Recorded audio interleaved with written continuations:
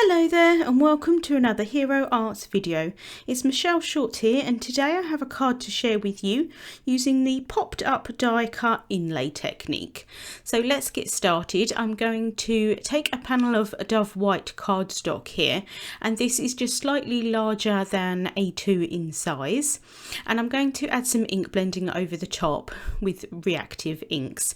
These are the new Hero Arts ink blending brushes. They come as a pack of two. This is the larger of the two sizes.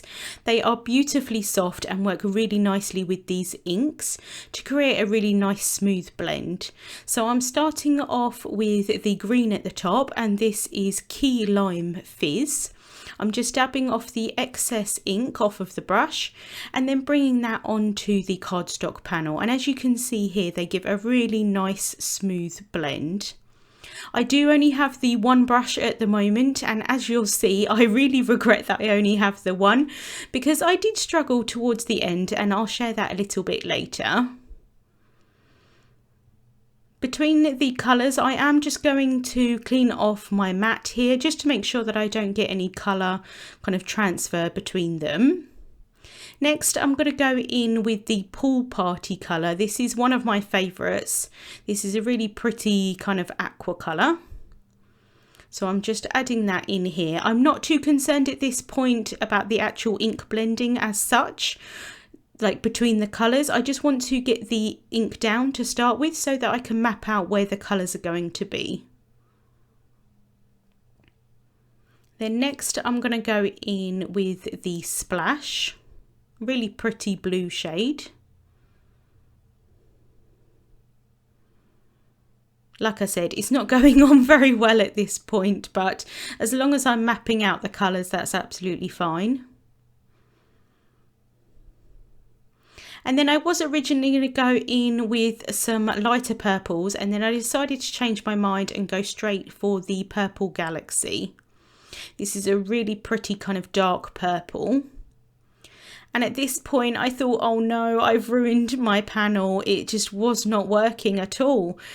I'm not sure what happened with my brush, but I changed the brush for a larger brush and it did work slightly better, but still at this point I was thinking, am I going to have to throw this panel in the bin and start again? It really was not going well at all. But I persevered and kept adding the colour in, and then I went in with a slightly darker blue shade with the Blue Hawaii, and that's going to blend the Splash and the Purple Galaxy together. So I'm adding quite a bit of this into the middle of those two colours. This took some time. I have sped this video up quite a bit. It took a long time. It was just one of those days where the ink blending was just not going well at all, but I can't wait to get more of the Hero Arts brushes because they're just so soft and work really nicely with these inks.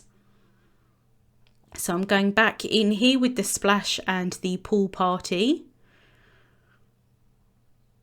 And then I'm going back in with the Key Lime Fizz again. And I do go back in with the Pool Party once more, just to really blend those colours together. And then finally at the end, I managed to get a blend that I was happy with. So if that does happen to you, do persevere. Sometimes it does work out okay in the end. Next, I'm going to take this star stencil from the Sky stencil pair. This comes as a set with that cloud stencil as well, but I really love these stars. So I'm going to temporarily adhere that with some post-it tape onto my mat and then add the stencil on top. And then I'm going to add in Unicorn Pigment ink. This is a really beautiful, lovely white pigment ink. And I'm using a foam blending tool here just to pounce the ink through the stencil. I did think about using a brush, but I was a little bit concerned that the bristles might go underneath where the stencil was, just for this particular stencil because it is quite intricate. So I'm pouncing that ink through the stars. I do go over each area quite a bit. This isn't going to give like a really bright white. If you wanted to do that, you could go in with some embossing ink and then add embossing powder over the top.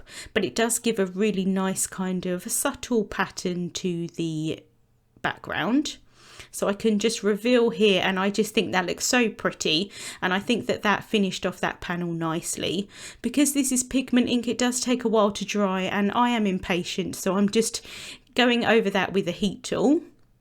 Next, I'm going to die cut the panel with the birthday message cover plate. So I'm just placing that down onto my panel and then being really careful to try and keep that straight and run that through my die cutting machine.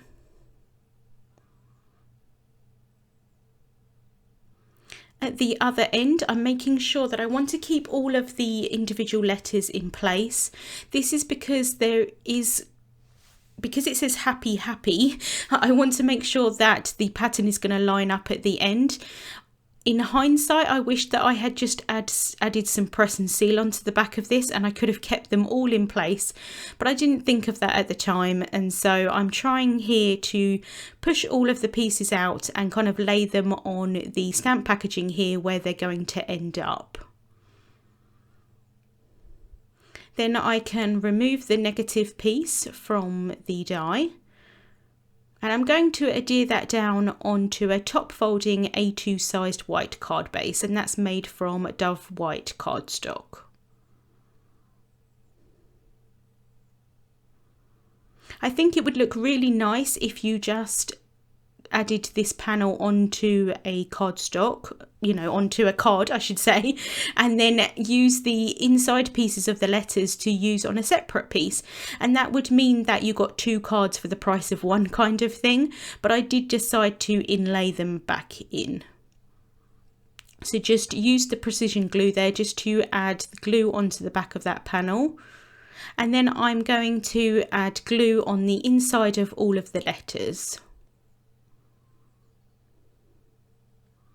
And then I have die cut that die another 3 times just from Dove white cardstock, and I'm going to inlay all of the pieces back inside. This I found quite therapeutic. It's kind of like a jigsaw puzzle where you're finding each piece and adding it inside. It did take me some time, but like I said, I found it quite therapeutic. You could, when you're die cutting, add in some adhesive sheet onto the back, then you wouldn't have to add the glue on. And also, if you manage to keep all of the pieces inside the panel, you could actually lay the panels on top of each other and then kind of just push through the letters, and they would then all stick in place. But like I said, I quite enjoyed doing it more like a puzzle, and as time went on I kind of laid out the pieces probably like you would with a jigsaw puzzle, and then that kind of helped where the placement of all of the letters was. So at this point there is the 3 layers of the white cardstock, and I do think it looks nice as it is, but I want to complete the inlay, so I'm going to add the inked pieces back on top. So I'm just taking my time here just to make sure that I'm lining up where those stars are, because at the end of it you're going to be able to see the pattern of the stars, which I think is really nice. So just finishing up that one at the top there. And you can see that dimension. In real life, I think it's kind of, it gives a little bit of a wow factor. I think a lot of people wouldn't quite know how you managed to achieve the look. I am going to add an accompanying sentiment. So I've got a piece of pitch black cardstock here. I've prepped that with an anti-static powder tool, and I'm going to stamp the sentiment that says "Enjoy your day" from the birthday messages stamp set. So I can place that down in the mini misty here, and then I can ink that up with clear embossing and watermark ink and apply detail white embossing powder. I'm just tapping off the excess and then heat setting that until it's completely melted. And then I'm going to remove any excess powder with a Swiffer cloth, and then I can die cut the sentiment out using the banner from the Bouquet accessories dies. So it cuts one end as kind of like a fishtail banner, and so what I'm going to do is just run that through the die cutting machine twice so that I get a banner on each end. I've added some tape runner onto the back of that using my T-square ruler just to make sure that I adhere that down straight, and then I can just press that down. And that's the card finished for today. I do like how it turned out. It did take some time to inlay all of those letters, but I do like the finished result. Links to the products that I used will be in the description bar on YouTube and also over on the Hero Arts blog. I hope you've enjoyed watching and I hope you have a wonderful day.